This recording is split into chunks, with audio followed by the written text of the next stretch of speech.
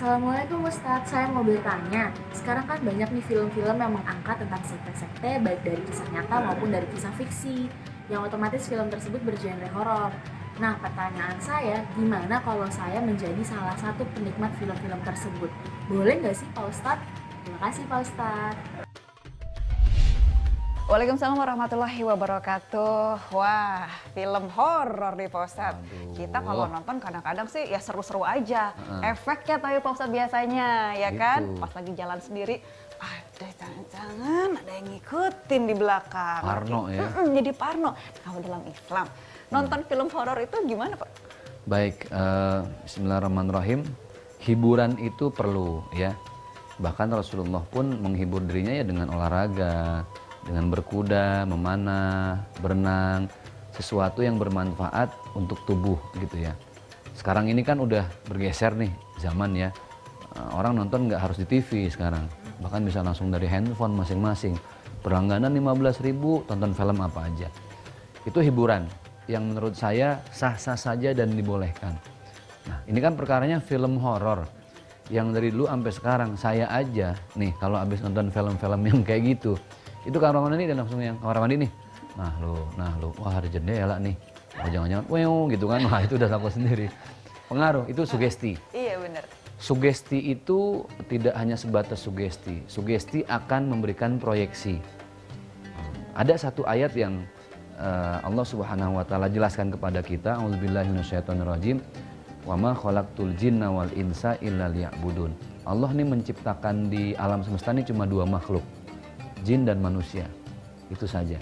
Nah, film-film setan ini karena kita tersugesti, akhirnya makhluk jin ini paling mudah memproyeksikan dalam bentuk apa yang paling kita takuti. Paham nggak tuh kira-kira ya? Makanya nggak ada kuntilanak di Prancis misalnya. Iya, nggak ada. Karena orang-orang Prancis nggak ngerti kuntilanak. Nggak ada, Ya. mungkin di sana ada kuntil bapak kali kan. Bapaknya dong, lebih serem dong.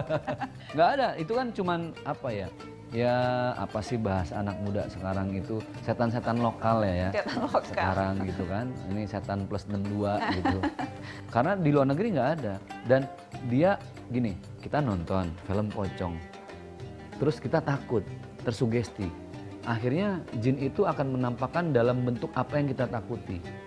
Dan itu menjadi jalan yang paling mudah untuk dia masuk. Kenapa dulu waktu kecil kita baca ayat kursi, Itu mempan Pak Ustadz. Allahu la ilaha illa huwal hayyul qayyum, itu untuk meminimalisir.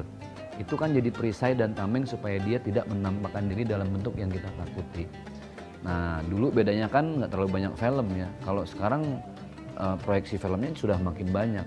Bagaimana hukum menonton film seperti itu? Silahkan saja, yang penting jangan ganggu waktu sholat, jangan ganggu ibadah, apalagi nonton serial Korea gitu kan, drakor-drakor, itu yang agak bahaya-bahaya itu. Kenapa? Karena durasinya panjang. Durasinya panjang. Ha-ha. Dan daya adiktifnya itu luar biasa. Wah. Waduh, pengalaman ya? Oh iya itu. Ini kadang-kadang tuh kayak curhat sebenarnya. Iya, Cara iya, gitu ya. curhat, ya. Tapi penasaran Pak Ustadz, tujuannya apa ya jin-jin itu menyerupai bentuk yang kita takuti? Karena gini, sebenarnya mereka juga menyembah Allah. Kita juga menyembah Allah. Makanya dibilang wa ma khalaqtul jinna wal insa illa liya'budun. Mereka juga berbentuk gitu loh. Cuman satu alam beda dimensi. Ya, satu alam beda dimensi. Nah, bedanya mereka ini lebih gampang menampakkan dalam bentuk apa yang paling kita takuti. Teorinya kan kayak gitu ya. Dan subhanallah, ini hebatnya jin itu, mereka tuh hidupnya umurnya ribuan tahun. Ribuan tahun. Dan yang perlu kita pahami bahwa makhluk-makhluk jin itu dia paling suka dengan tempat-tempat yang tidak kita sukai. Sebaliknya, kita suka tempat yang nyaman, yang bagus, yang bersih, yang ramai. Dia sebaliknya. Pilihannya di lembah-lembah, di gunung-gunung, di air terjun, di rumah yang lama nggak ditempatin, rumah sakit Belanda, dan lain sebagainya. Itu tempat mereka. Jadi ketika mereka diganggu, sama ketika kita diganggu. Kita punya rumah nih, tiba-tiba ada tamu datang nggak pakai izin, marah nggak? Marah dong kita. Mereka juga marah.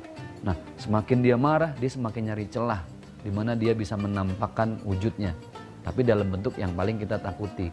Makanya orang ada yang bilang kuntilanak lah, gondoruwo lah, apa segala macam. Nah, hal seperti ini sebenarnya sesuatu yang harus kita kembalikan rasa takut itu langsung kepada Allah.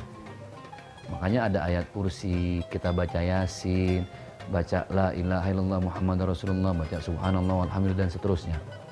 Karena memang makhluk jin itu adalah makhluk yang paling pandai dia menampakkan apa yang kita takuti. Karena gini, mereka hidup kan ribuan tahun. Bahkan ada jin yang dari zaman Nabi Sulaiman sampai sekarang pun masih hidup. Jadi dia tahu rumah ini rumah zaman Belanda. Penghuninya si A, si B. Dia tahu bentuknya. Jadi dia bisa menampakkan dalam bentuk yang pernah dia lihat. Nah, jadi ini perlu teman-teman pahami supaya semakin kita tidak membuka celah, itu tidak semakin ada. Nah, apa hubungan dengan film horor? Nonton ya nonton, tapi jangan baper gitu. Nonton aja gitu kan. Walaupun lagi nonton, wah tutup ini, tutup mata gitu kan. Kadang dimatiin. Lu ngapain ditonton gitu kan?